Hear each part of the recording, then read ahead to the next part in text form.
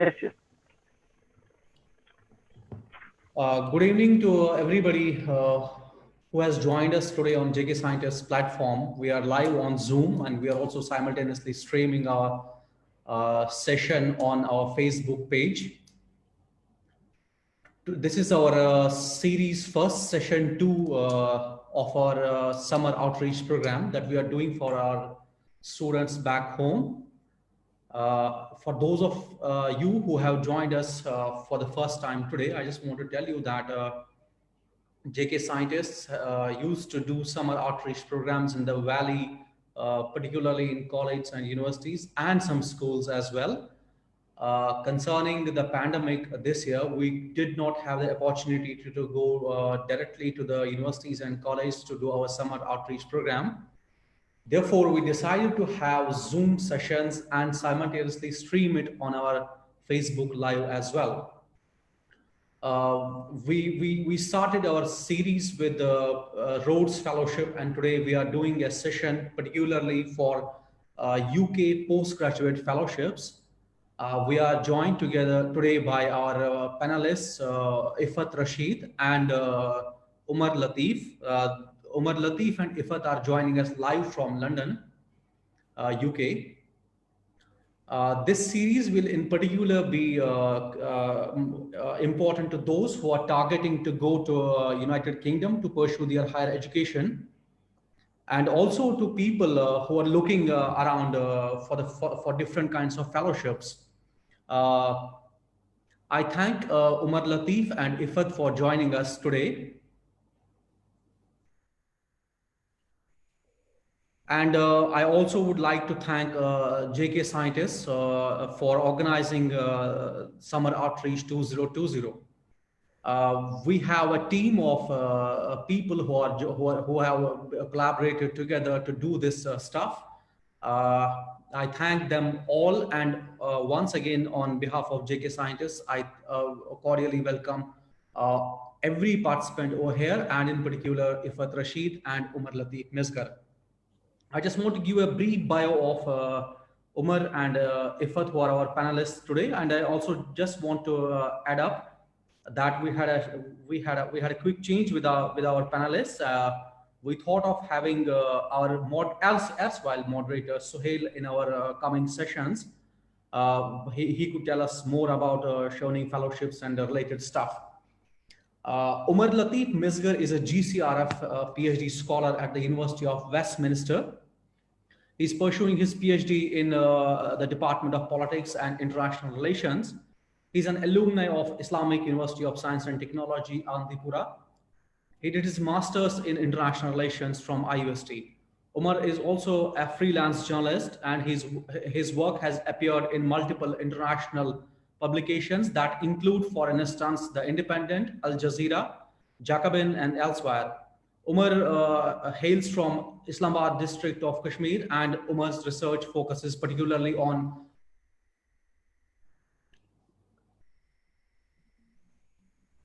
Umar's research focuses on popular resistance and state bureaucracy. We also have with us Iffat Rashid. Iffat did her bachelor's in history from Lady Shri Ram College. She did her master's from St. Stephen's College at the University of Delhi. Iffat later joined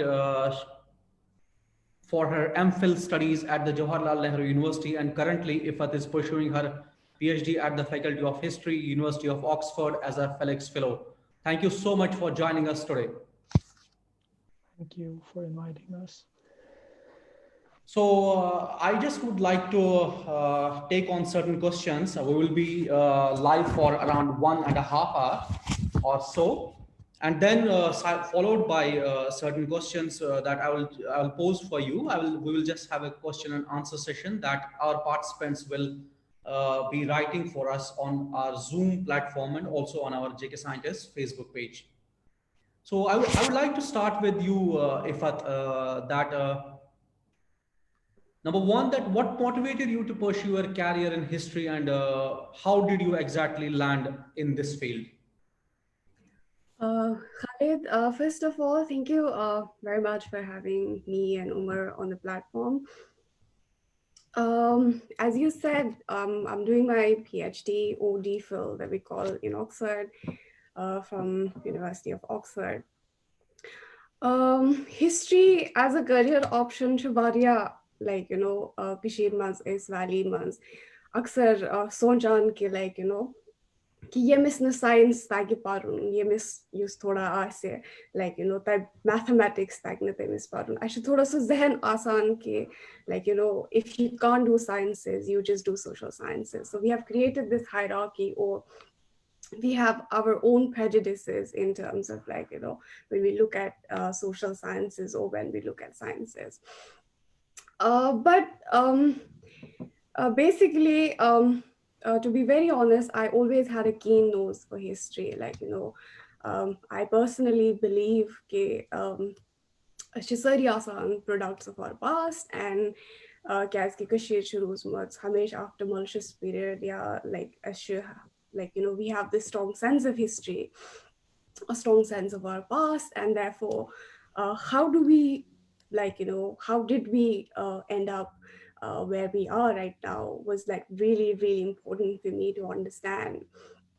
And I think यह ओस आख board बार वजह के बेसोच के that I should look into history, I should look into past and understand like better where we stand in the contemporary times, because for me, history is always been like a dialogue between the past and the present. There's like it's not, we don't do history for the sake of doing history, but we also try to understand the present through the lens of the past, and past through the lens of the present. So I think that was one of the sort of ways to, or like my beginning into or my way of going into social sciences and per se history for that matter. Okay, I will take more questions for you, Iffat. I will just like to ask Umar. I mean, I have in particular known you for a long period of time, Iffat, and simultaneously I have known Umar for a long period of time. I met Umar when he was doing his UG from Aligarh Muslim University, and then he moved to Islamic University. I mean, in particular, he was interested in politics. So, Umar, what made you fascinated about politics and you chose this career of international relations? Am I audible? Yes, yes, you are audible. Just a little bit louder. So when it comes to the choice of my field of study, I think that we are generally like, for example, when I was in AMU for my UG, I think Kashmiris were the most aware, in a sense, about politics that shapes them, that shapes their identity, and then that shapes their everyday life. Not just about politics in Kashmir, but around the world. So I think it's just,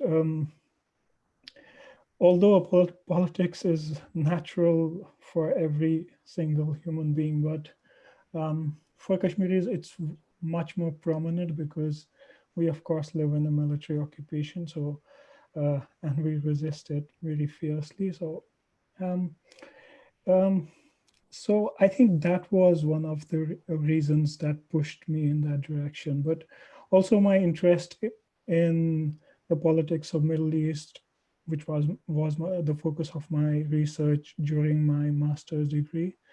That also pushed me towards that.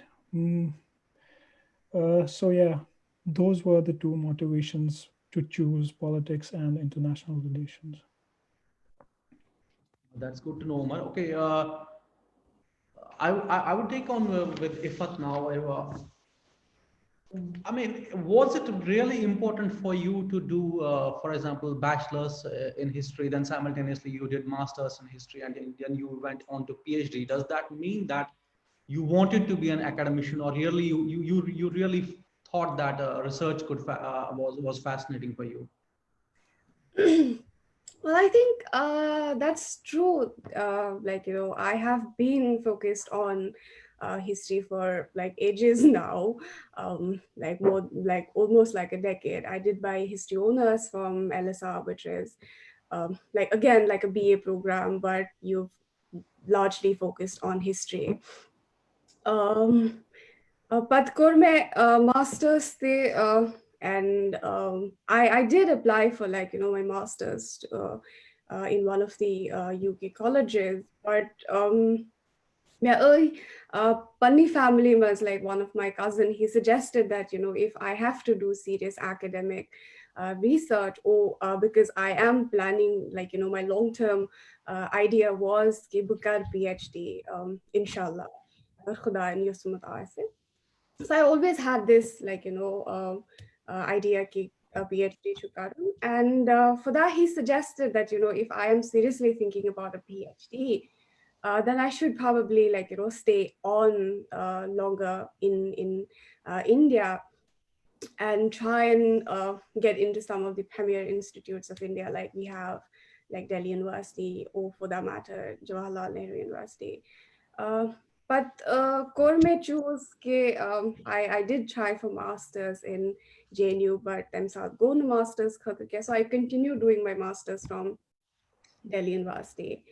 And then I went on to the Center of Historical Studies for my MPhil, because our research degree already asked which gasan like it just gives you an edge. I'm not saying that it matters a lot, but it certainly gives you an edge in South PhD could apply to Karan, because not in the sense कि ये कर tooth way तुहंज application mas, but तो एक किसका छू हकान panun pan like to sort of like position yourself in these premier institutes, because यदि PhD शासा वारी हरे दे रहा है, like for that matter US में जहाँ 2 साल की course वर्क होती है 2 साल तक पे, जहाँ पे टीचिंग भी करना पड़ती है आपको. So I think to sort of like better place myself in that sort of research setting, I had to like I chose to do an MPhil,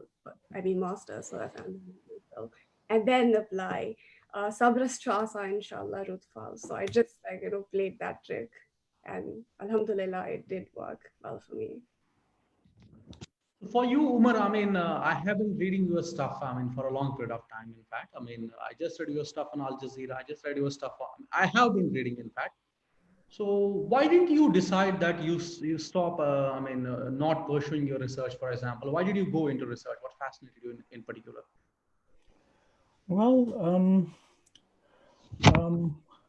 I didn't actively choose research, or there wasn't an active decision like I once decided that I have to do research. I tried to be as sort of interdisciplinary as possible, in a sense that while I was doing my master's, I was also doing journalism.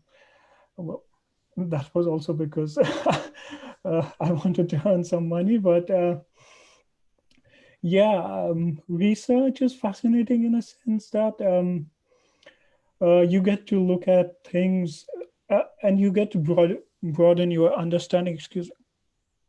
You get to broaden your understanding of politics, of history, of everything when it comes to pursuing research. So it's very rigorous, and particularly when it comes to academic research, um, it's not like instant or something. You have to put in hours and hours into it every day, and like dig into it really hard. So I think that uh, that was a contradiction, in a sense that I did a fast-paced journalism and they did academic research simultaneously, because academic research is much more um, um, slower in a sense than journalism. But there wasn't an active one-time decision that I thought about it, and I just it was a bit of a luck, bit of my own work, and I landed into research. I just want to add up one thing, Umar. I mean, most of the people around, this is true for our parents also. This is true for students also. I mean, we more often choose sciences. And then, for example, we choose, say, for example, history, which is more common in social sciences or other things. Was it not difficult for you to choose international relations or, say, peace and conflict studies, which most of the people are not familiar with back home? Uh, yes, it was a really hard thing to convince my, because you always have social pressures, you have um, family pressures to pursue science, to get a quote unquote practical degree, go into engineering, go into medicine. But you have to tackle those pressures too. And simultaneously, you also have to you have to be good at your research and good at what you do. And eventually it pays off.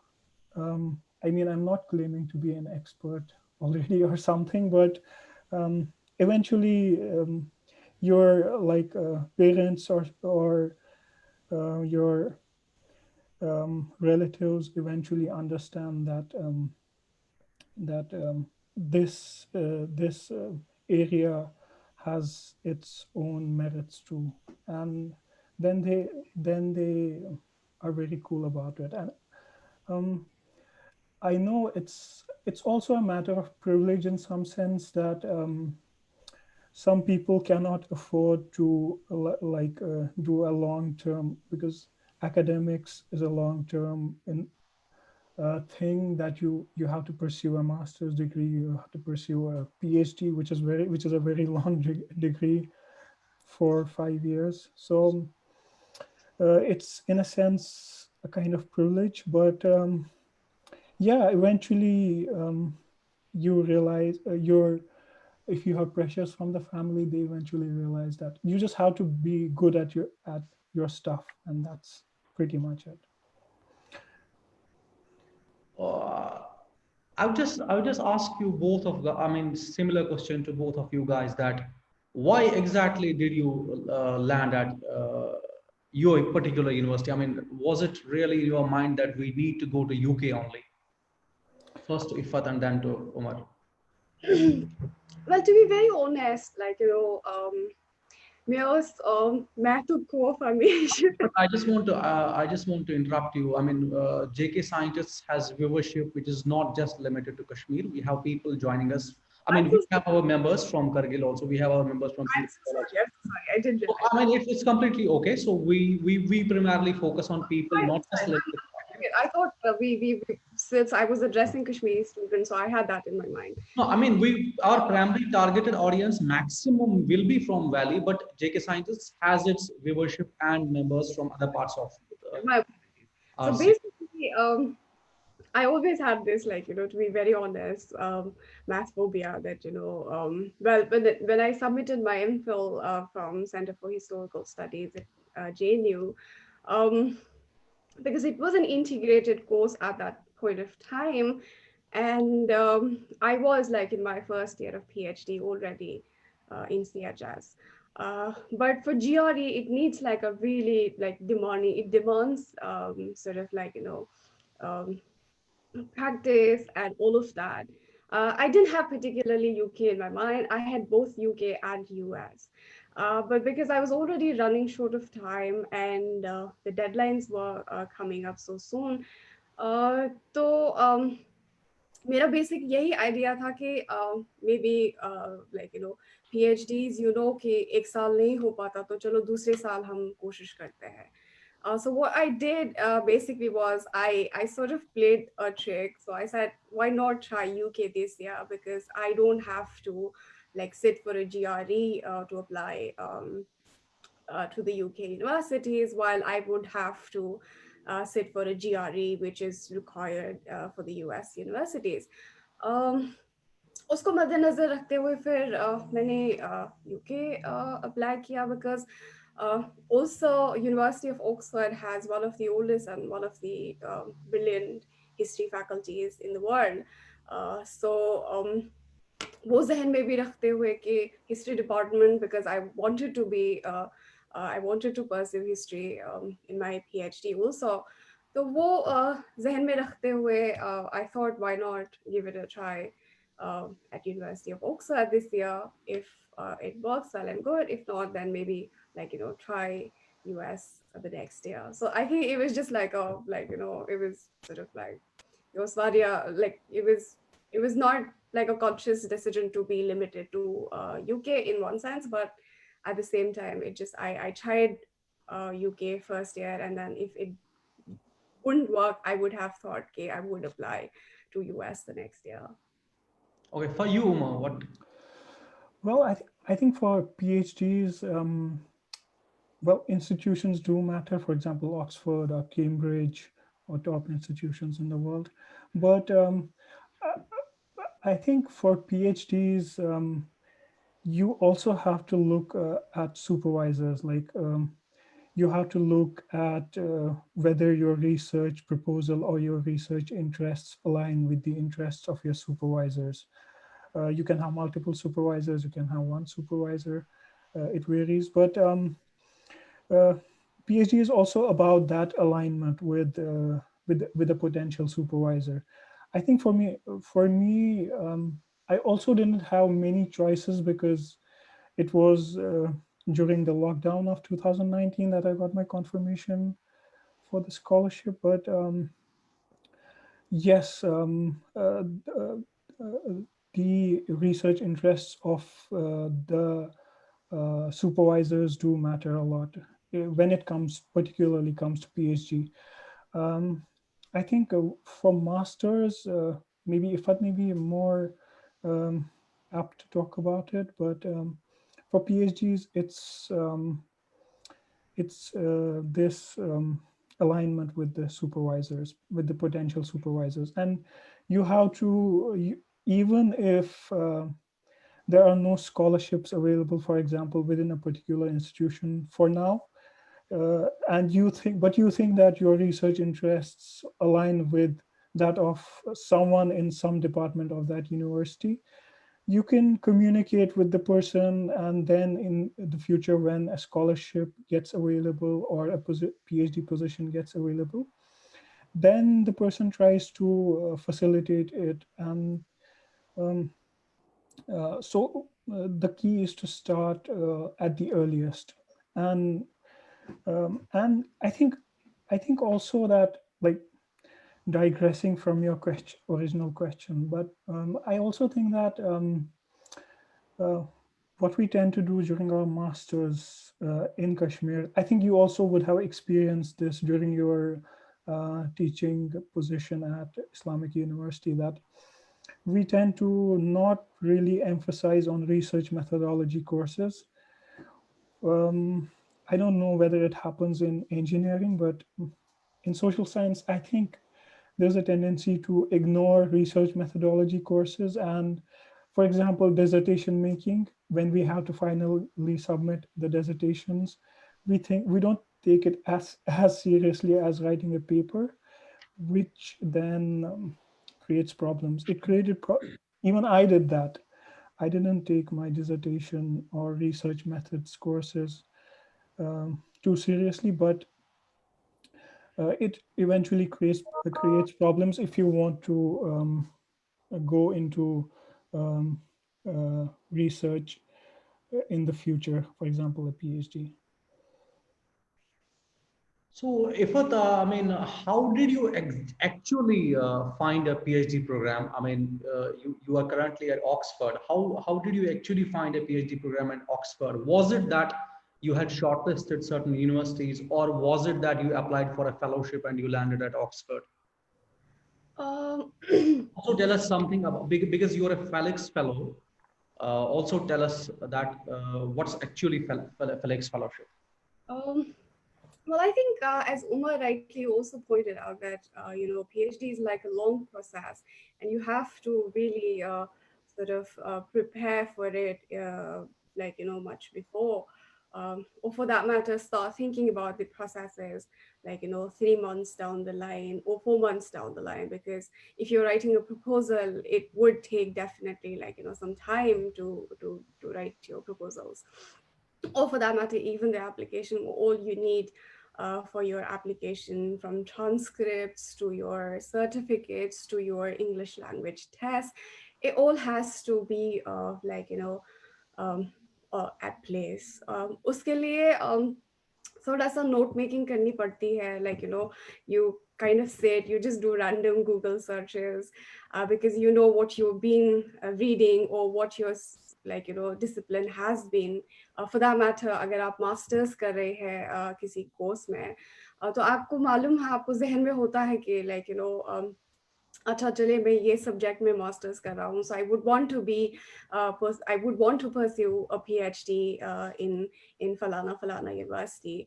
तो आप पहले random Google search से begin करते हैं, and then what you do is you start looking for departments, कि कौन सी department किस university में है, आपका सब्जेक्ट ऑफ इंटरेस्ट जो है वो कौन सी यूनिवर्सिटीज में अवेलेबल है. And then you sort of you jot those down and you make a list of the universities you want to apply. वो एक broader list हो जाती है कि अच्छा ये यूनिवर्सिटी है, आप उसको नैरो डाउन करके फिर आप डिपार्टमेंट्स पे आ जाते हैं. और डिपार्टमेंट्स के बाद आप नैरो डाउन होके, जैसे उमर ने भी पॉइंट आउट किया, कि सुपरवाइजर को ये देखना कि सुपरवाइजर आपको कौन सुपरवाइज कर सकता है, या who is willing to sort of be interested in a theme which you want to pursue for your research. That's one of the most important things to sort of in your PhD program. And then you sort of अच्छा चले आप ये supervisor है, ये university है, फिर आप narrow down होके डिपार्टमेंट पे आते हैं, डिपार्टमेंट से नैरो डाउन होके फिर आप रैंडमली वो गूगल पे उनकी प्रोफाइल्स देखते हैं कि अच्छा इन्होंने इस पे काम किया है, तो अच्छा इनका काम इस पे है. It's not necessary that कि आप for example, if I was looking at partition histories in Jammu and Kashmir, it wasn't necessarily कि जो मैं supervisor देखना चाह रही हूँ कि वो partition of Jammu and Kashmir पे ही काम कर रहे हैं, but I just had to look for his broader interests, he was working on Islam, he was working on south Asia, because ये सारी चीज़ें बहुत नैरो डाउन हो जाती है फिर बड़ी बड़ी यूनिवर्सिटीज़ में, यूके में, जर्मनी में, और फॉर दैट मैटर यूएसए में. तो आपने क्या करना होता है कि आपने बस यही देखना होता है कि ब्रॉडर इंटरेस्ट क्या है एक टीचर की, एक सुपरवाइजर की, पोटेंशियल सुपरवाइजर की. अच्छा चलो साउथ एशिया पे काम कर रहा है, चले इस्लाम पे काम कर रहा है, या चाहे किसी और चीज़ पे काम कर रहा है, आइडेंटिटी फॉर्मेशन पे काम कर रहा है. So maybe you can fit your your research idea or your research theme into that broader his interest, and then you sort of you write to them, you begin writing to potential supervisors. पहले थोड़ा सा ये है कि थोड़ा सा humbly एक छोटा सा email करना है कि I am thinking of applying to this university, to your department. आप हल्के से उसको अपना एक हम्बल सा ईमेल करते हैं कि आपकी इंटरेस्ट ये है, तो आप ऐसे करना चाहेंगे. And you have to give time to professors, to respond, for them to respond to your emails. And they would do meanwhile, they take their own time, but they do write to you. And once you get a positive response, then you ठीक है अच्छा चले फिर आप उसको दूसरे email में आप उसको अपना छोटा सा एक एब्स्ट्रैक्ट भेज सकते हैं, like a 500 word abstract कि अच्छा so this is your research, this is what you want to do, this is how you want to look at things, and then you send it to him. आप directly उसको पहले ही email में आप अपना वो लंबा चौड़ा प्रपोजल नहीं भेज सकते, because sometimes they also they are busy people, they have their own preoccupations, and they would want to जो पैराफ्रेजिंग में आप जो जितना आप हो सके उतना पैराफ्रेज करके आप उसको एक जिस निकाल दे, तो वो करते हैं. And then you write to the people And it depends on you. If you want to write to multiple people, you can do that. But the most important thing is that you just do like a random Google search, or even if you have friends and colleagues who have been to these premier institutes or to institutes abroad, you sort of like, you speak to each other, you tell each other. आप एक दूसरे को बताएं कि अच्छा चले मैंने किया है तो मैं आपको बताऊं कि मैंने कैसे किया, and then you pass on this knowledge to everybody else, and this is how you sort of give back to your community. And I think this is the basic process of like, how you follow up your application, or how you sort of like, come to this decision कि कौन सी university में apply करना है. It's random Google search, no rocket science. Since you're a Felix fellow, what is this Felix fellowship all about, and how? I mean, what are the basics that you needed for being a Felix fellow? Sure. If I may share my screen. Yeah, of course you can. Just But I show it. think you have disabled. I think in not this is available in webinars only. I will just give a that should be fine. That should be fine. No, I think you can do it. That should be fine. I'm just like, briefly. Just see it now, and you will have to change back. Then host to Kashmir Scientist. Now you are the host of the meeting. I think you can share your screen. Okay, so this is. Are you able to see what? Is there anything that you Yes, could? you can go for a slideshow. Yes, that is. Just take us briefly in 5 Yes. minutes or 10 minutes to what it is. Basically, what I am as a Felix scholar, I am a Felix scholar, and you have 3 different universities which offer Felix. And briefly, they are University of Oxford, University of Reading, and then you have School of Oriental and African Studies, which have a Felix option available. So basically what Felix does is it sort of like, helps or it funds your master's or your PhD program.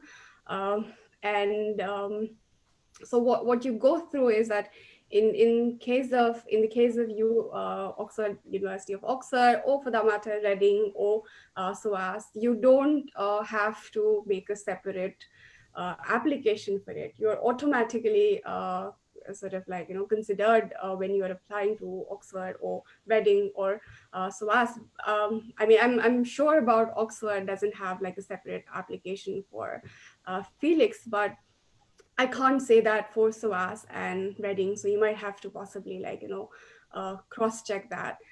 So they give like 100% funding, which covers all of your things, like your tickets, from your course fees to your living costs. So you basically are like, your everything just is covered. And what has to be kept in mind is like, if you are applying for Felix, you don't like, you don't apply for Felix first and then to Oxford or to University of Reading or SOAS. But what you do is you basically apply to these universities first, and then you are shortlisted by the universities themselves if you are sort of like, applying by the January deadline, which basically is the case, that you have to apply by the January deadline. Applications usually open in October and then they go on till March. But if you want to be considered for a scholarship, you have to meet the January deadline. So what do you need for like, Felix? So these are some of the basic eligibility criteria that you have to meet for Felix, which is if you're applying from India, or for that matter, if you're applying from Kashmir, you have to have like, these basic things that you shouldn't have a course, done a course from abroad, which means like any of the universities, they like, low income countries, has India, Pakistan, Egypt, Turkey, and all other countries. So if you are applying, you need to be from one of these low income countries. And for Felix, or for that matter, I should say it for like a broader PhD application also. for that you need to have like certain prerequisites, and a complete application for admission would need all of these things. You need to have transcripts which are different from your like mark sheet जो हमारे पास university में जो हमें मिलती है mark sheet, या जो आपने end पे हर एक यूनिवर्सिटी में होती है. So you have to separately make sure that you apply for your transcripts way before, because Kashmir में usually क्या होता है कि like you have governmental impositions, you have restrictions, universities are shut, and you have like mayhem all around, and you never know like चीजें कब uh, uh, open ho cheeze kab band ho, to there's a lot of uncertainty. So I would suggest that you make sure that if you are applying for a PhD or for a master's, you make sure that you get your transcripts way earlier than you are like you think of applying. आप masters के लिए apply कर रहे हैं, so make sure कि आप bachelors के and में कोशिश करें कि आपकी पूरी जो क्यूमुलेटिव ये आपको जो रिकॉर्ड है बैचलर्स का वो आपके पास हो एज अ ट्रांसक्रिप्ट. और फिर बहुत important चीज़ होती है that for an application, especially for a PhD, because it's a research intensive course and it's very demanding, so you need to have like 3 academic references. I can say that for Oxford has 3 references, which is you need to have 3 academic references. आपने masters किया हुआ है तो आपको किसने guide किया है, आपके कौन से प्रोफेसर्स रहे हैं, आपने किन के साथ काम किया है जो आपकी एकेडमिक एबिलिटी पे आपका बता सके कि okay, so this is you have that caliber or you have that acumen to sort of like pursue a research degree in the near future, or like आप कर सकते हैं एक PhD, या आपकी कितनी capacity है वो PhD pursue करने की. And then you need to have like a curriculum vitae and research proposal, which is also again very very important for a PhD application, जिसमें आप अपना रिसर्च प्रपोजल के बारे में लिखते हैं, like what you want to do, what is your broader theme, what is your methodology, give like a brief idea about like what your research is going to focus, what are your research questions. That's really really important. Basically थोड़ा सा एक university को भी एक idea दे कि आप मतलब out of blue नहीं कर रहे हैं ये एप्लीकेशन भी, like आपको थोड़ा सा कुछ आइडिया तो है कि आप क्या करने वाले हैं या आप क्या करने की कोशिश कर रहे हैं. So that's really important. And for a master's, you don't have to submit a research proposal. You do a personal statement, which is called an SOP in the UK. I'm not sure again if like all the universities follow the same protocol, but this is like most of like mostly this is what the process is. For a personal statement, it differs from your research proposal because you don't have to like sort of intensively आपको अपने research के बारे में इतना detail नहीं देना होता, लेकिन आप अपनी पूरी like as an individual, what are your interests, what are your extracurricular activities, आपने क्या किया है, आप किस चीज़ में interest है, आपकी language, आप language course कर रहे हैं, language courses किया है, या कुछ भी जो भी आपको लगे कि वो आपका like आपकी application में वो काम कर सकता है. So this is basically some of the like like briefly, and then you have other scholarships which are offered by Oxford, and you don't have to like make a separate application for Oxford for one of these 3 like applications. And then you have other also scholarships or fundings which Oxford offers, which require you to submit an extra application. But जब आप अपनी application process शुरू करते हैं तो वो उसमें एक option आ जाता है कि अच्छा ये application में एक option आ जाएगा कि आपको ये आप do you want yourself to be considered for this scholarship or not, and then that's how you follow the basic procedure. बहुत आसान से like they kind of like जो application आप अगर यूनिवर्सिटी की वेबसाइट्स पे भी जाते हैं वो आसानी से फॉलो अप हो जाता है कि like it's very simple to follow. You just have to like go step by step. So these are other external fundings, which is not what the university offers, but what other sources can also offer you, for that matter. um, I think I should stop here. I think that should sort of like briefly have given you an idea about these scholarships. But And just make me host back on. I mean, I just made you the host. Make me host back so that I can how do I do that? Sorry. you just click on Kashid Scientist profile. There will be an option more and make us the host back. Make host. Yes. Yep, because I have to add people who join us. Oh, sure. Sorry. No, Thank you. it's done. I mean, otherwise you wouldn't have been able to share your screen with us. So, Ifa, thank you so much for, giving us an insight to different things also. I mean, not just limited to what I asked you. I just want to take a question for Umar. I mean, Umar, is it really necessary that you are muted, Umar? You just need to unmute first.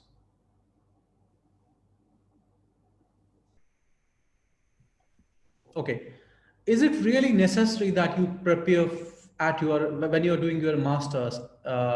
Do you prepare from that time about your PhD fellowships, or you can take some time after your masters and just look for PhD fellowships around later, particularly related to social sciences? Well, I think when it comes to social sciences, it really depends on you. It's advisable to maybe gather some work experience, because that adds to your CV and it looks good during the scholarship applications. But it's not it's not mandatory. But I have seen people who are my colleagues here who have a vast experience before they joined their PhD. But again, it's also a matter of, like, most of these colleagues are white, privileged students who can afford to do this. But it really depends on you whether you want to, if you want to do your PhD quickly after your master's, you have to start very early. In fact, in the first year of your master's, and then take it from there. I would also advise people to, like, especially who study in Kashmir, to maybe also try, before they go for a PhD here, maybe also try to apply in the master's courses, like for the master's scholarships, because the master's here is, although it's only for 1 year, but it's very intensive, and it will give you an idea of how the education system here works, and you will gather more experience, and you will network with potential supervisors. You'll be here, you'll be talking to academics, you'll be talking to professors, and I think that helps a lot. Although I haven't done it myself, but I think it should help. But taking from Iffat's point on approaching the supervisors, again, we have to, I think, communicating with your potential supervisor is a key thing, because when you eventually send him or her or them the research proposal, uh, they tend to give you feedback. And then for example, in my case, when I eventually joined, my final research proposal was somewhat different from what I had originally submitted, because the potential supervisors give you it's very good feedback that they give you, because you don't always know everything about the subject, right? So it also helps in improving your research proposal a lot. Do not hesitate to send research proposals. Do not hesitate to write emails to potential supervisors. Even if they don't reply, it doesn't matter. I think most of them do reply.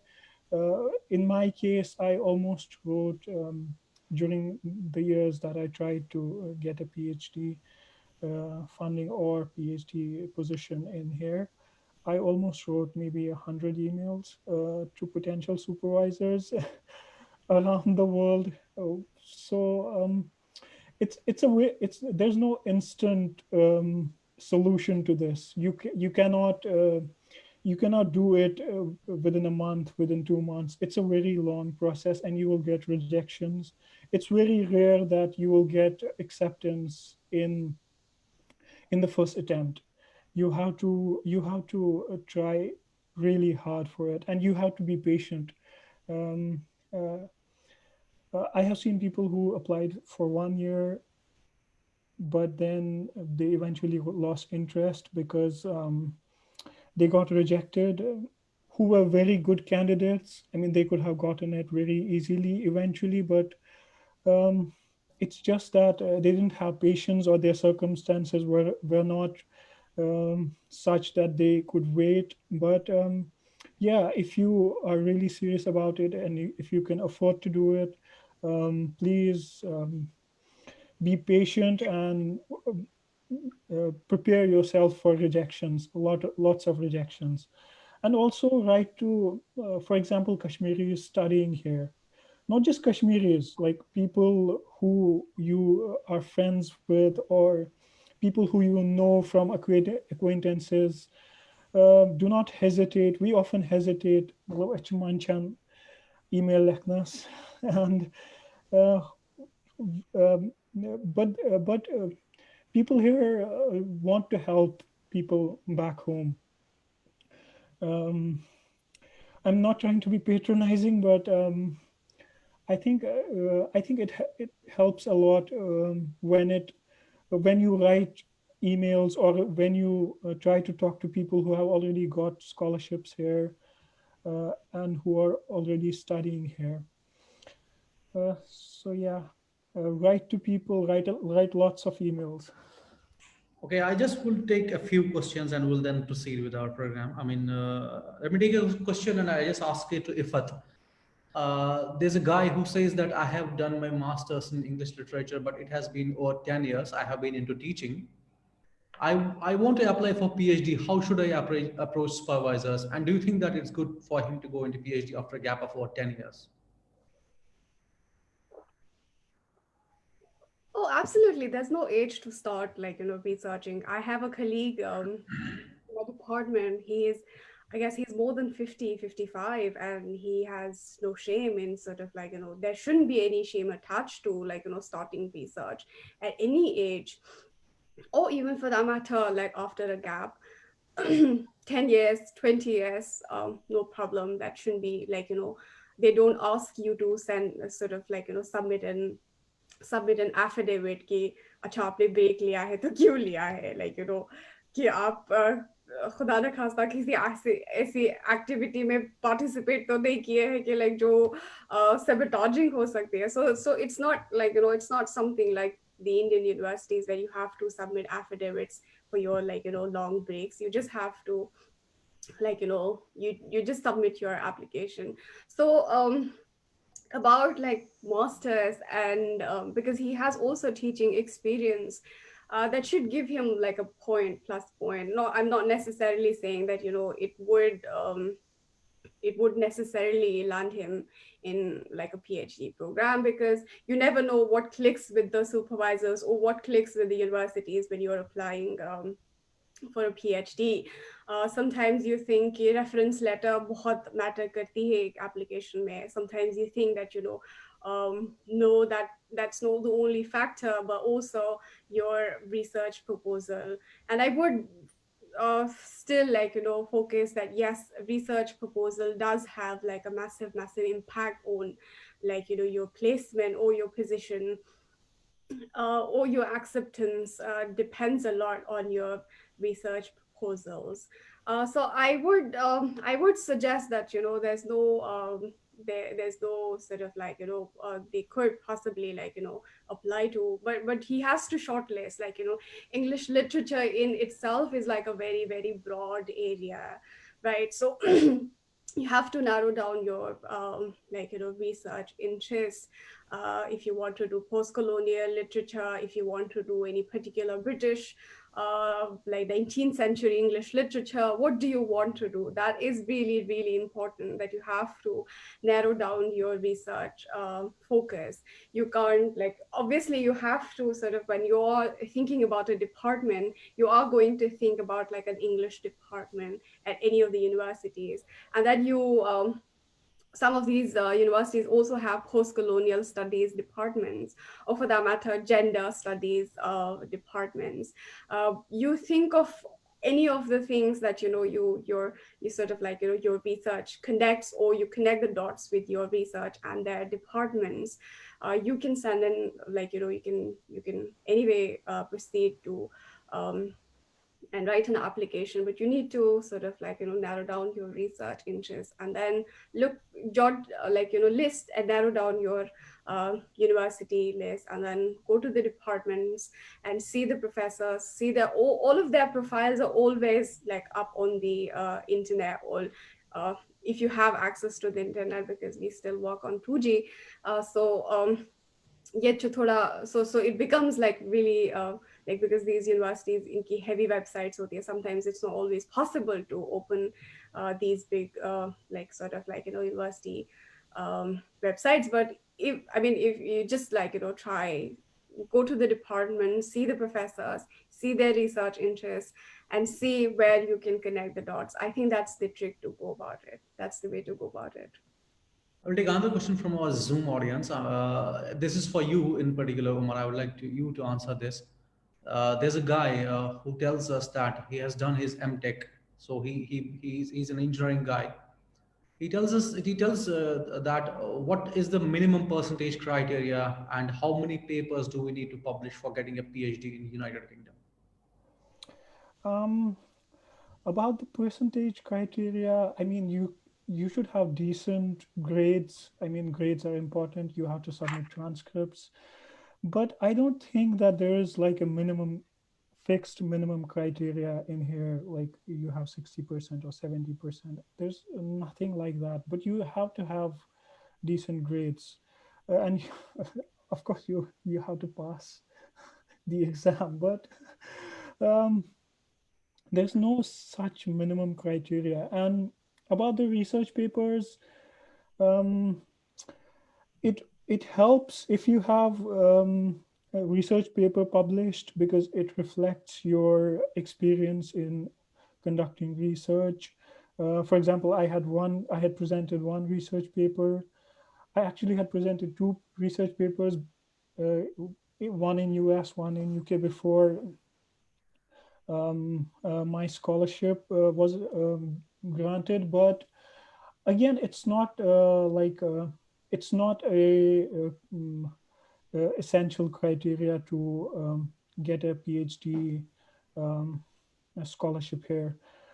I think proposal is the key, because it proposal is the most important. It's really the key in getting a scholarship, getting funding, getting acceptance from a supervisor, getting acceptance from the university. And also, do not be restricted by age. First of all, I have much elder colleagues when it comes to age here. There's no age bar when it comes to PhD here. And also, do not be bound by subject area, like not strictly. For example, I had applied at Warwick before I applied at Westminster. I got accepted. I didn't get funding, unfortunately, but I was accepted in sociology, but my degree was in, of course, politics and international relations. So there is also not that strict subject criteria in here. Look in, so for example, if you are a political science graduate or a political science, you have a master's in political science, look in history, look in anthropology, look in sociology. And also make your uh, proposal interdisciplinary. There's no need to draw just from political science or just from sociology or just from history. make it interdisciplinary, and this also gives you like strategic advantage to apply at multiple in multiple departments. If you have an interdisciplinary research proposal, you can apply in anthropology, you can at the same time apply in political science, and you can apply in history, for example. So yeah, do not be bound by either age or subject. So for Iffat, I have a question. Tahir Hussain Mir is asking us that I have done my master's outside India and I already have got admission offer from one of the universities in United Kingdom. I would like to know how can I fund my PhD knowing that I have done my master's outside India. So I believe that I'm not eligible for most of the scholarships you have mentioned. Hmm. I think, well, unfortunately, this year, there's one scholarship which is offered, like it's called Inlak Shivdasani Foundation. They used to fund scholars like for masters and for PhDs, which is outside of your university or outside of your these big short scholarships. Um, Unfortunately, they don't have, they're not accepting applicants this year because of COVID situation. So he might possibly try for a departmental funding if he has already written to the department, and sometimes also departments have their own fundings, not necessarily Felix or Commonwealth or Rhodes or any other, where he doesn't meet the eligibility criteria because he already has a course outside of India. So he might probably try and pursue or approach his department. I think that's the next best option available. That he approaches his department and see if the department is willing to give him any kind of fund. So that's one of the only options that he could try and see if it works at all for him. So Umar, in particular, since you have had your masters from a university in Kashmir, uh, at what level in particular for people who are studying back home, say in government degree college or universities, what's the appropriate time they can go and prepare for these kind of stuff? The question has been asked by one of our core members, Zaida Kamri. She wants to know what could be what could be a good level for people back home to start doing stuff around these things. Um, yeah, the advice again is to start at the earliest if you want to come here, and also try to build your resume, your CV through um, participating in um, different things which are related to your subject, or not in state events or state sponsored things. I should make it clear, but um, yeah, participate in different things, and try to expand your CV. Um, Try to gain more experience at college and master's levels. Um, Also, don't be scared of anything. Don't be scared of standardized tests. For example, GRE or IELTS. Well, I have appeared in IELTS, so I can speak only for that. I don't know about GRE, but it's a fairly simple test. We are in Kashmir, we are generally scared about these standardized tests that we have to go for GRE, we have to go for IELTS, but these are very simple tests, particularly the IELTS, which is the English language test requirement here in UK most of the time. And the scores on your IELTS in UK, it's not like Colombia where they ask for a perfect nine score, especially in journalism courses. But in UK, it's maybe 7.5, 8, 7. I think even in some universities, it's a 6 score out of 9. So do not be scared of these tests. If you understand the cricket commentary, you will you should do good in the IELTS tests or English language standardized tests. Um, Regarding when exactly to start, again, start at the earliest if you want to come here and apply for masters if you are at college level. And I think in UK most of the applications are for free. There is an application fee in Oxford and Cambridge, I think. I think Iffat may be able to speak more about this, but I think at Oxford and Cambridge there's an application fee, but I think majority of the institutions in UK do not have an application fee. So it's just you have to put in a week, 2 weeks to prepare your application really well and then submit it. You have nothing to lose, basically. So, Ifat, I just want to get in it's a kind of a similar question that has been asked on Zoom platform and on our Facebook platform. Also, Abid Hussain is asking the question. There's another guy, Hussain, who is on Zoom platform. They are doing their masters in physics and chemistry, respectively. So, do you have any suggestions for them? I mean, what exactly do they need to do right now so that they can get an admission abroad for PhD, particularly in United Kingdom? I mean, switch focus to physics and chemistry. Um, I mean, I think it will be a bit. Maybe you might be knowing around. that's fine. That absolutely okay. I would say, like, Germany is better placed in terms of scientific research and scholarships because of, like, it's like my personal opinion, because UK has, We will have a different session because for of in. Brexit. Absolutely, because of the Brexit, the scholarships in UK have become like really, really competitive. Like, they are really competitive, and Germany has a lot of better funding than what UK provides you for sciences, especially. I'm not saying about, like, of course they have their own pros and cons, but um, even if they are applying for a PhD in the UK, it's like the same process that one follows as a social scientist, or you have to follow the same process. You have to follow the same protocol. You can apply to Felix. You can apply to Commonwealth. I don't know if Commonwealth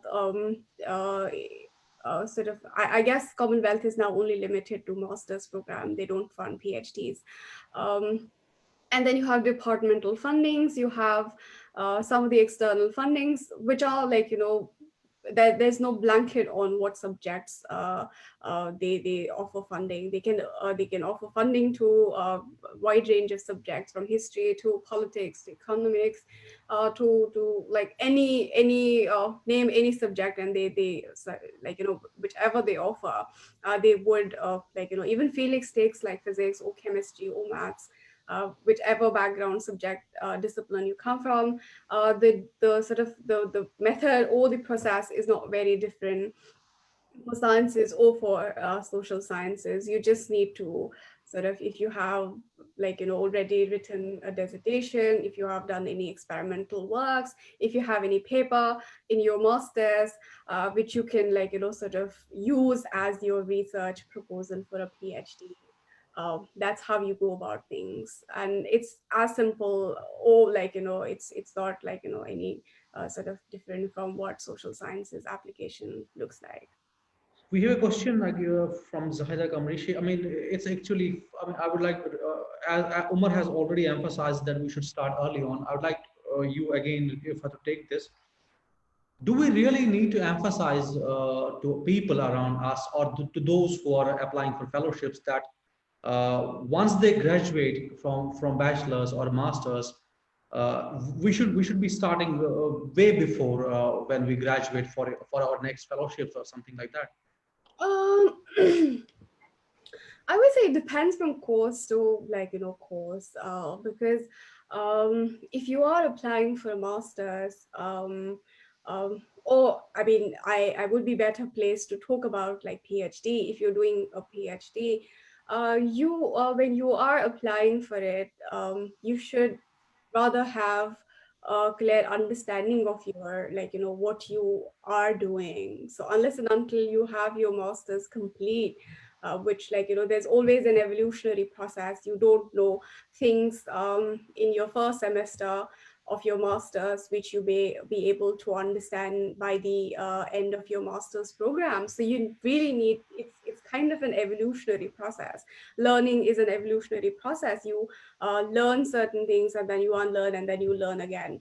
So what basically my idea is, if you are applying for a PhD, do your master's, and when you are in your fourth semester of your master's, you start thinking about your project, like, your proposal. If you are thinking of a PhD, or for that matter, you have like MSTs or MPhils in Oxford or in other universities, which is again like a 2-year MPhil, which we have, like, which some of the Indian universities have, or which universities in Kashmir have, like, we have an MPhil program also. So they also have, like, some of the UK universities also have like 2-year MPhil programs. So if you are doing like a master's, and that, I would say the best is to start thinking about your process, your applications in your fourth semester.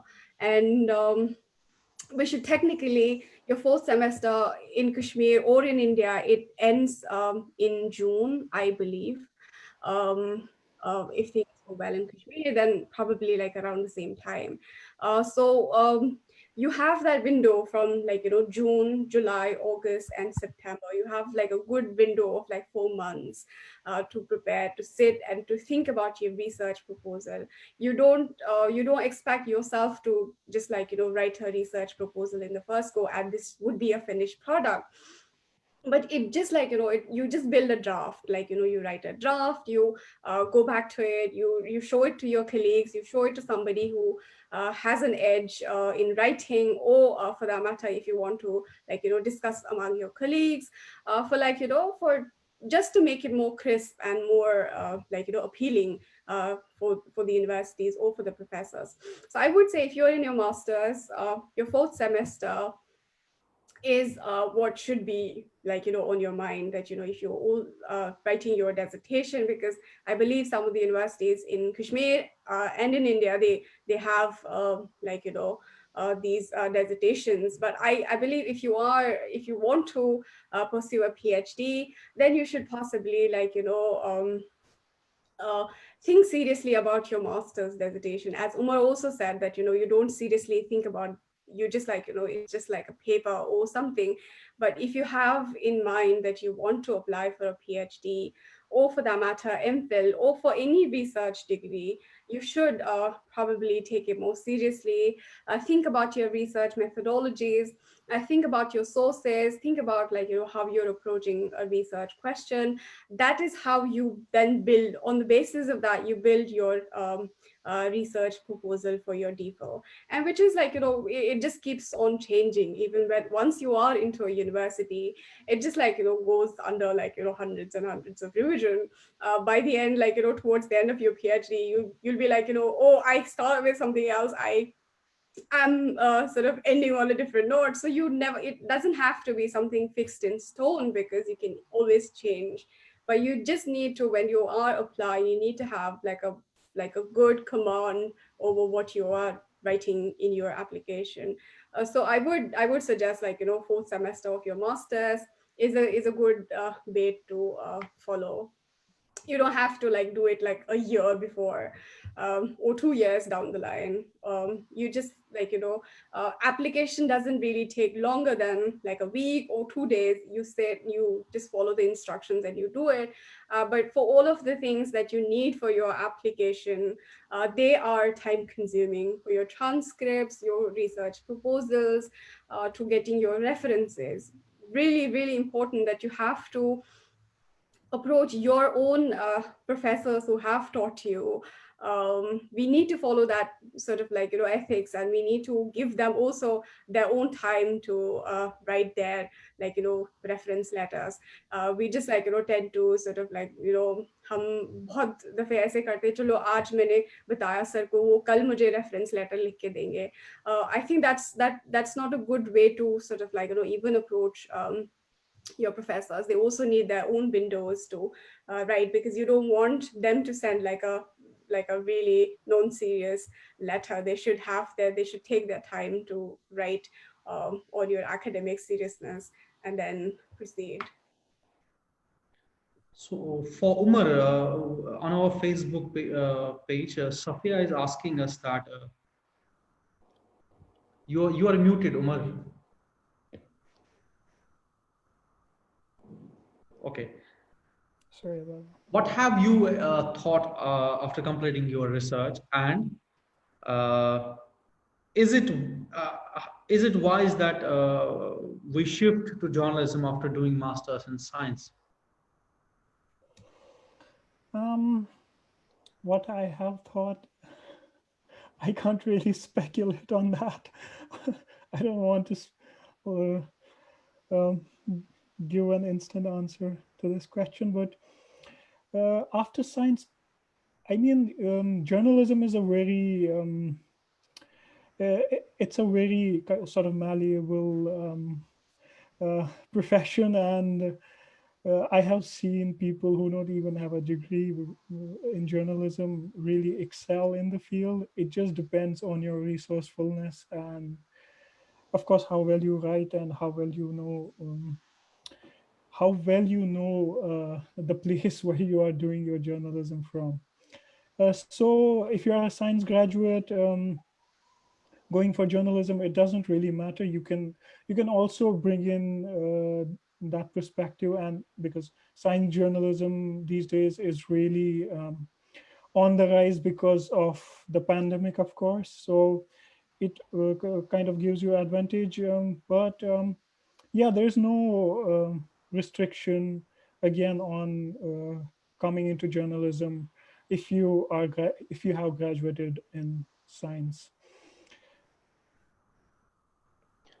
For Iffat, we have a question from Hasnan Mir. He tells us that, is it a must to get the reference letter from a professor, or we can get it from a place we have worked previously or we are currently working at?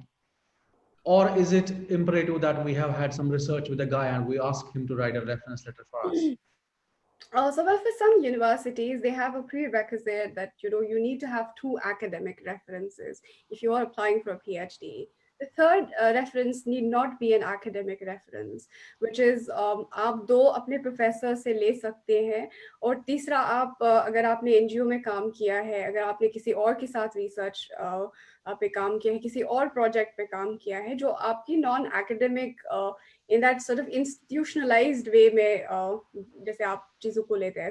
So in that sense, you have the option of like 2 academic references plus a third reference, which may not necessarily be like an academic reference from an institutionalized way of like looking at these references. So 2 from academic two from academic people are a must, and third could be from anybody. If you are like a journalist, and if you have worked for a magazine, or for that matter, if you work for any of the newspapers in Kashmir, you can even ask your editor or the owner of the newspaper to write a recommendation for you, to write a reference letter for you, which basically then becomes your non-academic reference. Because for academic reference to be considered as an academic reference, it has to be institutionalized, which is that the university sends an email to the university professors or whosoever you have nominated as your referees.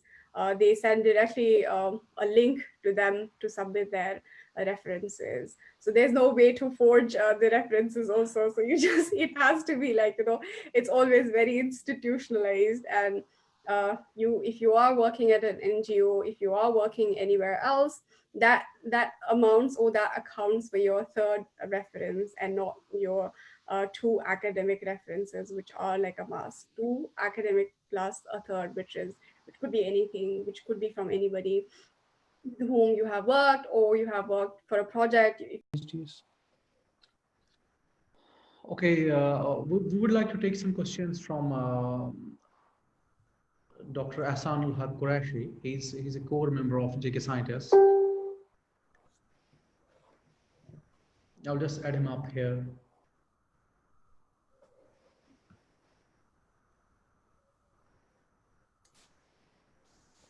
Ahsan Sahab, are you with us? Assalamu alaikum. Please go ahead. Can you listen to me? Yes. You're Assalamu alaikum, our youngest panel. So I'm really glad, since a couple of days I was trying to, put this in my schedule. I wanted to listen your talk. So you're doing wonderful for our JK scientist. So thanks to Dr. Khalid and our team. Actually, why I keep this time and to wish to ask you some hard questions. I'm sorry, not those hard questions. I mean, which are maybe very simple question in my mind, actually, being teaching 10 years in academia, especially science, doing hardcore research, and then I see actually being a science student, I would consider myself, right? Not an associate professor. I'm just a student, right? So in Kashmir, when we talk about Kashmir, many of areas you have already addressed.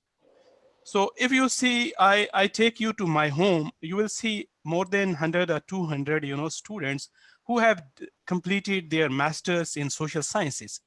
But after that, they do nothing. I wish that you try to address this type of a question, that whether there is a problem in our curriculum at Kashmir University, or it need some more refinement. Where is it lacking? No, I can tell you, say, for example, if there are, other words, there are a lot of students, they do nothing after this, right? So something is missing. There is some gap, actually, we need to think as a society, actually, So I see, I can tell you that I know if it's since last couple of years, 2-3 or years since she was doing, her MPhil in JNU, I think. So she asked a very interesting question on history of Kashmir. She was doing something before 47 or something like that. This made me to think that you see there are a lot of opportunities that if students want to excel, right? So social science, and then since we are since a couple of years, so we are in a lot of complications, and this social science has an important role. So how you address this question, how we can bridge this gap, right? Do you want to go first? Any of you can take it. Any of you take, I think I can speak on that, because I really have no idea about the curriculum that they follow in Kashmir, because I've done my undergrads from Delhi, I've done my masters from Delhi, I've done my MPhil from Delhi, so I have followed the sort of Delhi curriculum, then sort of try and see the gaps in the Kashmir University curriculum. I think Umar should be better placed to talk about what possible gaps he could see that that could be addressed, that need addressing. Well, I think when it comes to social sciences,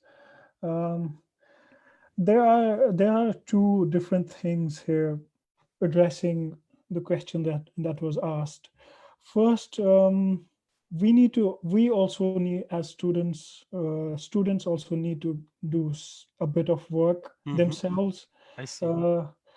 But also the context that we live in, the conflict, the occupation, and other things, that plays a very significant role in devaluing the social science research in Kashmir, which is real social science research in Kashmir.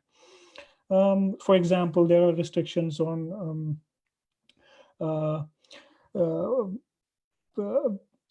for example, you're interested in pursuing some topic in social sciences, and it's not convenient for the state to allow it, and there are issues of academic freedom, and I mean, also our infrastructure hasn't, when it comes to social sciences, our infrastructure hasn't improved a lot. For example, I did my degree in international relations and peace and conflict studies. So ideally, if you want to get a job immediately after getting that degree, you would have to work in an NGO, you would have to work in a think tank. There are not a lot of options there in Kashmir to do that. But you also need to be resourceful yourself. Although again, it's a matter of privilege. Some people may not be as privileged as others to position themselves in a way that they would come here, or they would be successful in getting a scholarship. But again, I think most of it is because of the politics and the context that we live in, but also our own resourcefulness that we need to think of. We need to think of social science as not just as a degree that you get for just for fun, or because it's easy, which is also a perception that social sciences are easy. That I wish, some you guys, they're our audience, they're looking to your achievements, your journey, they will try to have more hunger for it to excel, actually the way you guys have reached to a very a wonderful level, right? So, there are a bundle of opportunities everywhere, so, but it's all about that our students, our young generation, they should try, right? They should try. And some... yeah, well, definitely everyone should try. Like if you're interested in it, exactly. Nothing should stop you from trying. I know it's like cliched, but you should never like hesitate in writing emails to potential supervisors. Even if you are wrong, they will guide you. I think most of the people will guide you towards improving your proposals or improving your research. If nothing, they will point you towards other directions. For example, if you write an email to somebody, they would get you in touch with other colleagues in other universities, in other places. For example, if you write to someone in the US, they would direct you to someone in the UK who might be better positioned to supervise your research and to fund your research. So they should be. And when it comes to PhDs, I think because you talked about the curriculum, I think in my experience, it happened.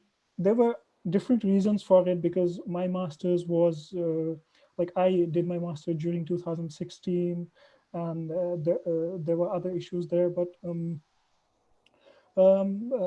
we tend to focus. We don't tend to focus a lot on, for example, assignments, research assignments on research methods courses, which are core research methods courses.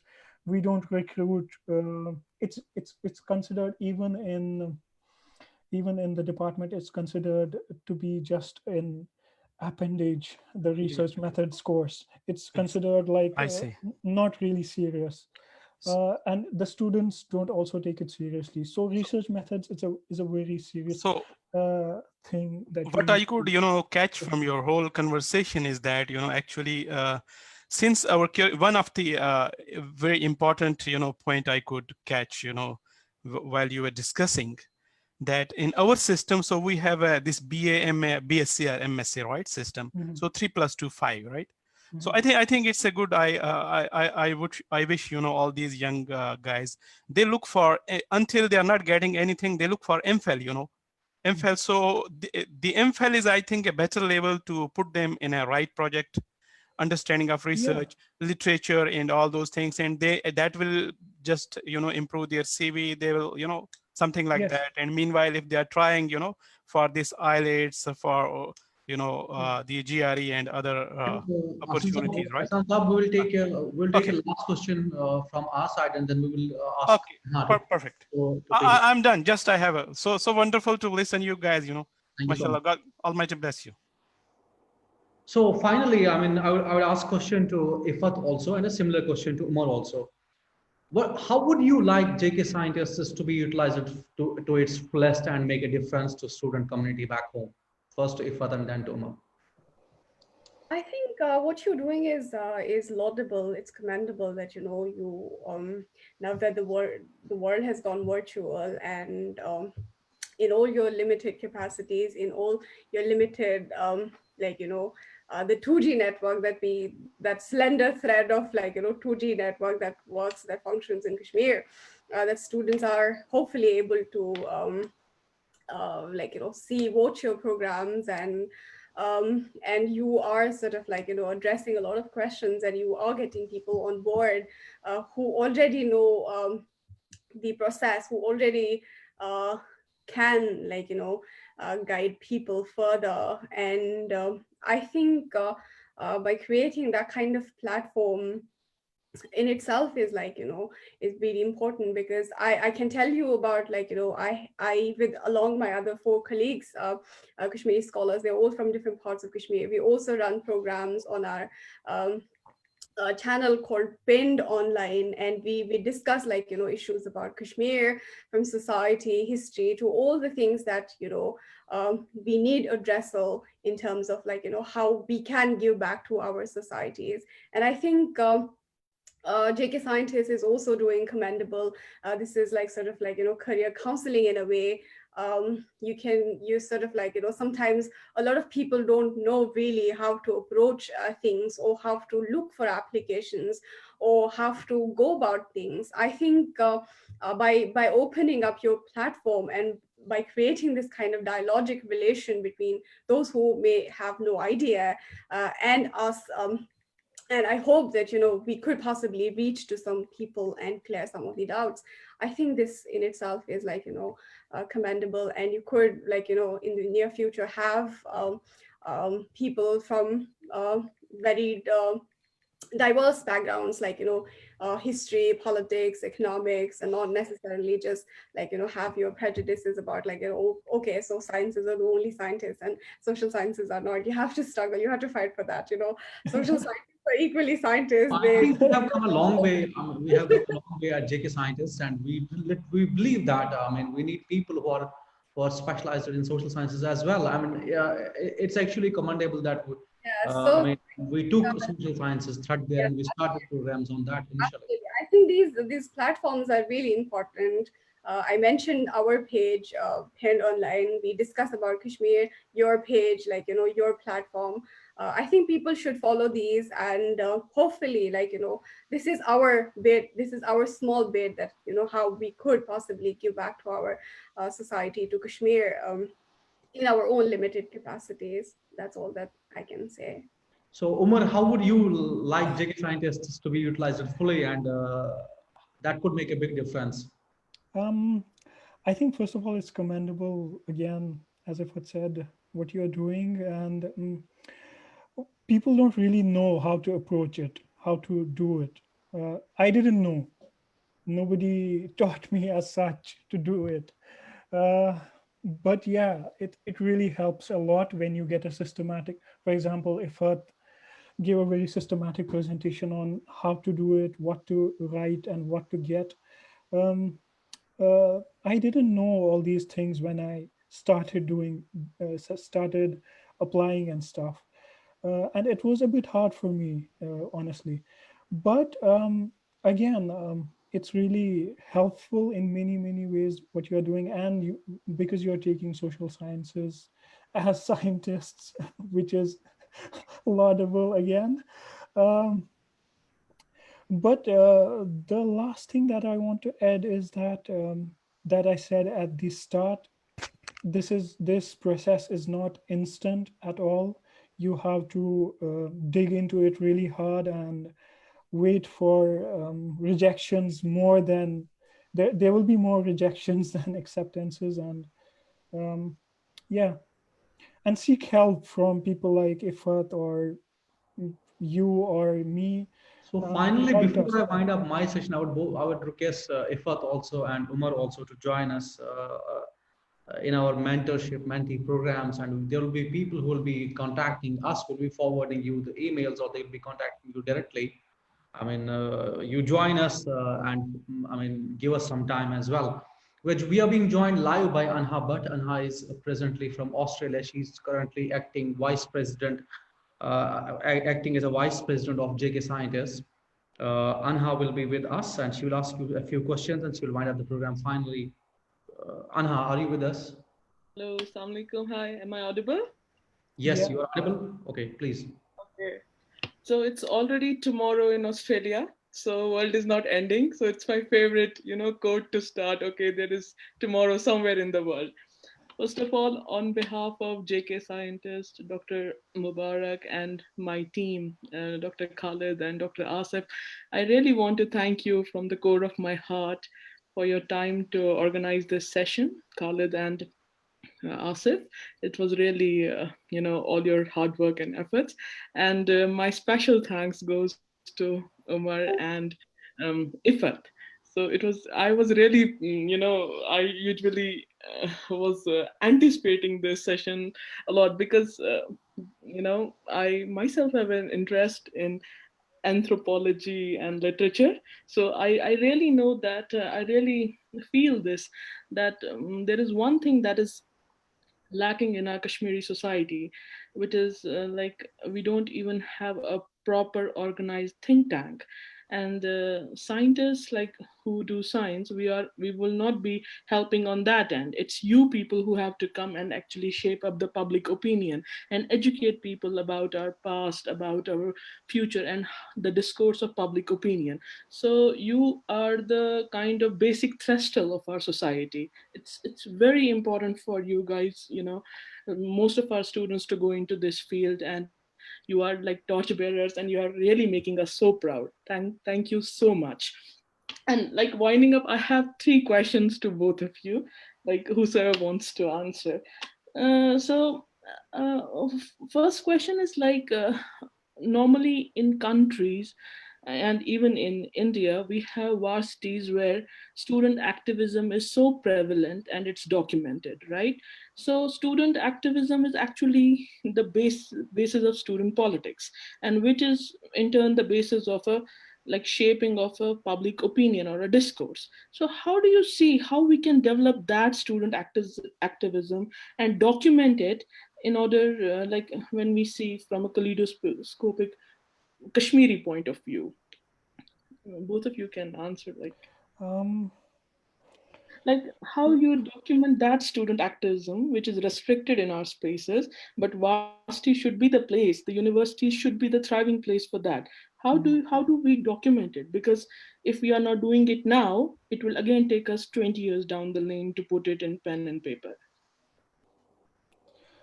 um, I think, first of all, I'll address what you said about we being the torchbearers and Yeah, it's really, teaching people. I think in that sense, I would not agree with you because I think we would need to learn much more from Kashmir, and we learn every day from Kashmir much more than we like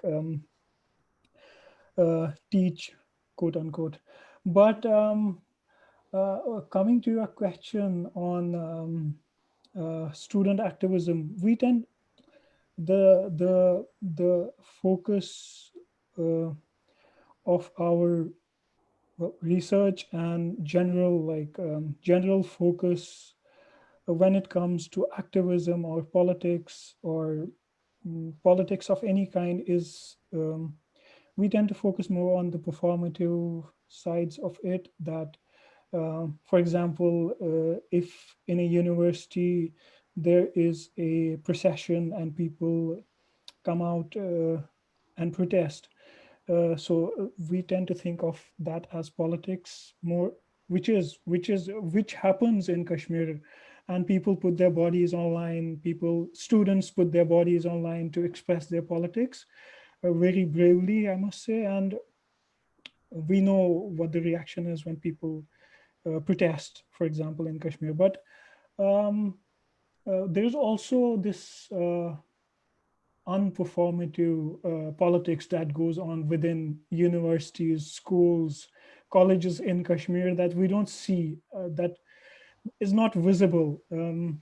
So there's always politics going on in Kashmir. There's always politics going on in Kashmiri universities, Kashmiri colleges, Kashmiri schools. Our school children are really political, really Midnight political. tales for us. And to channelize this, it will, for example, I think that right now, the politics of every community goes from ups and downs. So we are in a downward slide, maybe right now, but it will go up again and it will be channelized, and very soon, inshallah. But yeah, the student politics is there. We don't see it. It doesn't appear in newspapers or in the media, in books or research. Doesn't mean that there's no politics going on. Of course, there's no organized politics because of the restrictions on student unions and stuff like that. But yeah, politics is always there. I think if it, Thanks so much. My second question is to Iffat. Iffat, like, what a remarkable journey, really. So, I had to ask you, like, are the, like, whenever we publish in science or we do research in science, we document it and we write journal papers, right? So, in your perspective, what are the, because we don't actually have a familiarity with that, and mostly our masters and bachelor students, humanities students back home, they have no like kind of idea or promiscuity to like publish their ideas, their literature, their work. So could you just shed some light on this? What are the journals they could target where they can publish their work, like not per se as an article but as a research? Somebody is doing a master's in political science or a master's in journalism from Kashmir or a master's in sociology. So how do we, point that intellect into publishing? Because unless it's not documented, it's not, it's non-existent, right? So what are the journals that our students could target in order to publish? Absolutely. I think there are a bunch of journals in India. And I think UGC comes up with a list of accepted or academic journals, which are sort of considered um, valid and not some sort of you pay for them and then you get your work published. And then obviously there are certain top-notch research journals, like you have Routledge, you have Francis and Taylor groups, you have Economic and Political Weekly in India, you have I think there's other research journal, social and some ICHR or something which publishes social sciences research. I don't believe there is a dearth of research public the journals which publish social sciences, because I mean, we may have prejudices against social sciences, but that doesn't function equally in high income countries, especially the Western world, because here social sciences are equally at par with sciences. So you have a lot of you have a lot of journals. I can't recollect, I can't think of many, but at the moment, but there are there are opportunities which you need to have because these are also published from they are often associated with some of these institutes. Like, for example, I give you an example of South Asia Journal of South Asian Studies. It also has some affiliation with Australian universities, or one of the Australian universities. So you have to have that your research paper has to match their level of publishing. It also again is like a process that you send your paper to either Taylor and Francis. You send to you do your research where you want to publish or you get published. you send your papers, and then they come up with your reviews, and that follows this set of own procedure. So I would say that even in India, I'm not sure about if Kashmir, if there are any journals which could possibly be match that level. I'm not sure about that because I haven't been in Kashmir for a while now. I think if it with this conversation, we can stress upon students that they should at least seek towards publishing their work in their masters, and they should demand this from their professors and from their universities, because the best we can see from Kashmir, I'm sorry to say, that they publish a book, and that too the publisher is like back home. So it does not actually account for what we want to say to the world, because unless the writers want to write, nobody will listen to us, right?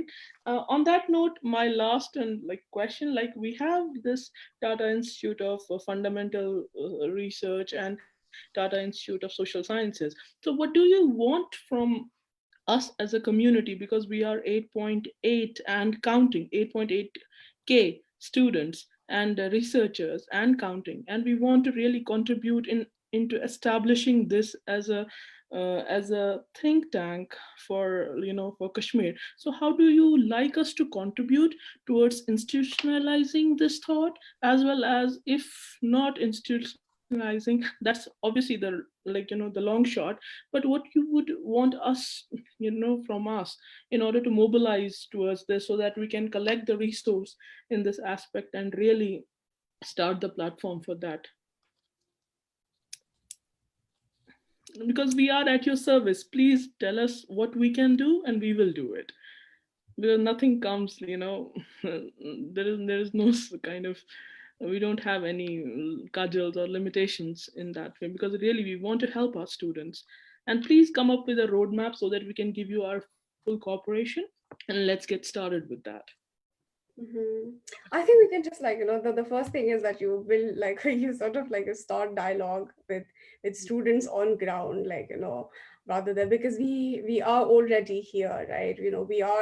We have been privileged, we have had resources to sort of apply for all of these fundings, or for that matter English language tests, or we could bear our costs, but there are people out there in Kashmir who don't have who may have who are talented, out, absolutely, Kashmiri student community is diverse, and they are absolutely brilliant in their own senses, and they need to be told that if this is not something which is unachievable. Everybody could do it. Like if I could do it, I don't have two brains, and therefore I landed here.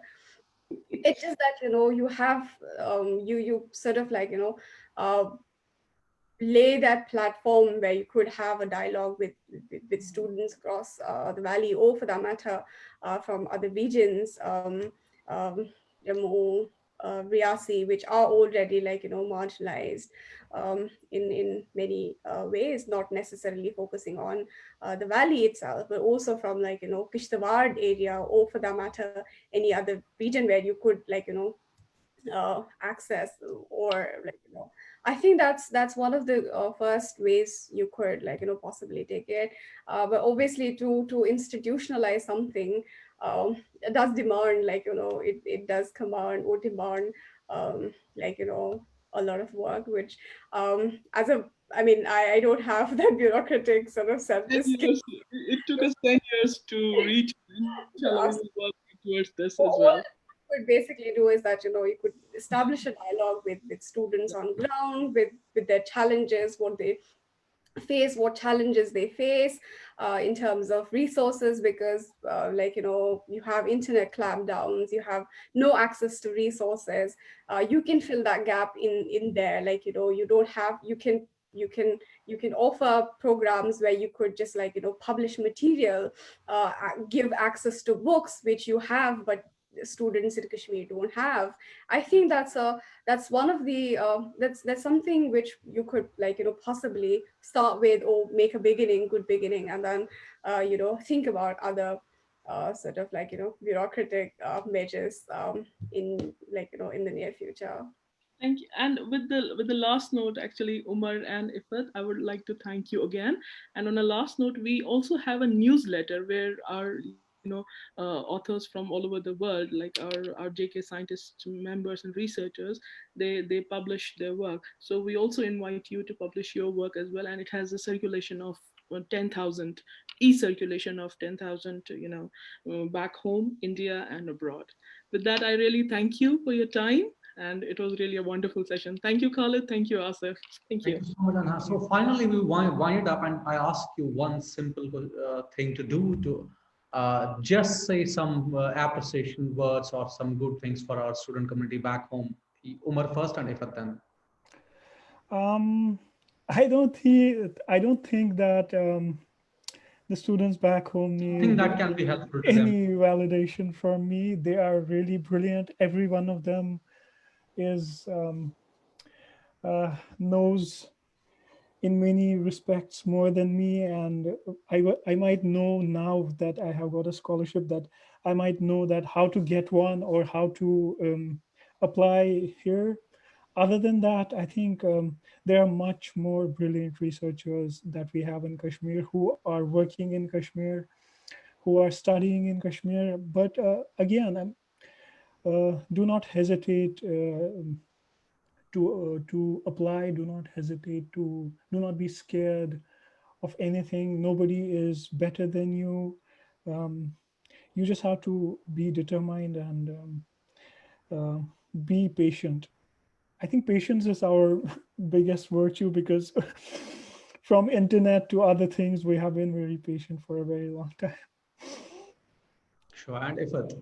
Um, I guess as Umar quite rightly put it, that Kashmiri student community, I would say, hats off that in all the precarious situations that they go through, all the sort of to inaccessible resources, to to extended semesters, to how it could be really really frustrating, because I have my cousins who speak about their ordeals, and it's not easy to to think that you'll do a master's in 2 years. You can do it in India, or for that matter in anywhere else, but you can't do that in Kashmir, because you never know. It just a 2-year master's takes like a 3 year, 3 years sometimes. So I think they themselves in themselves, they are kind of for me especially, because I am at a better position. My positionality sort of is very different, because I'm sort of I don't go through those kind of daily struggles. Their everydayness basically explains it in itself for themselves, how sort of how I mean, how laudable, or how what kind of sort of they are, they go through such kind of ordeals, and yet continue working and continue be persistent and persevere. And in itself, it's kind of like an achievement. With all my advantages, I have been here, but despite the fact that they have been at a disadvantage, they go through a lot of complexities, yet they kind of pursue, they go ahead with their studies, they complete, and yet emerge as successful. I think in that itself would be a lesson to me, rather than me giving a lesson to them. I think but more than anything, it's something that coming to these places is achievable for anybody across Kashmir. If anybody wants to say go for a master's or for a PhD program, I don't think this is not achievable for a Kashmiri student, because if I could do it, if Umar could do it, I think everybody else in Kashmir could do it. And I think they should probably broaden their horizons, come out of their bubbles of administrative services and sciences, and there is a broader horizon, there's a broader world. It says jaha aur bhi hai, so you should just broaden your scopes and apply. That's all that I could say. Thank you so much, Iffat and Umar, for giving us time today. I mean, I know how JK Scientists approached you, and in spite of your busy schedules, you took time. And also, I would appreciate that you didn't take much time to tell us yes for this session, both of you guys. So, on behalf of JK Scientists, I would again thank you for being here. I also thank organizers of this event on behalf of JK Scientists for giving time in different roles to make this program a success.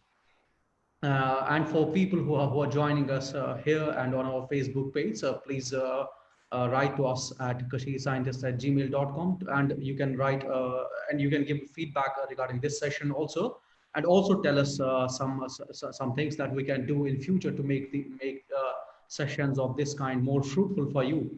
We'll be having more sessions of similar kind. Thank you so much for joining us. Once again, thanks to Iffat and Umar. Thank you so much for joining us. Thank you. Thank you for having us.